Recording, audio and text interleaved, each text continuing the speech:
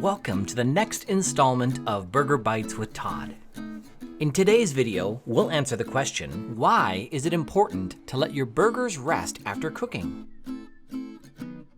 When in doubt, take it off early, certainly earlier than you're used to with other kinds of beef, and then let it rest. We're going to put it on a plate under aluminum foil and we're going to let it rest for at least 3 minutes before we cut into it or serve it.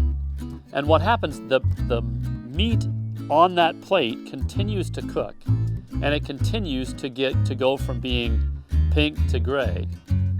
And so we can benefit from that. It also allows the juices to soak back into the meat so that we don't lose all of them when we cut that burger open when we take our first bite.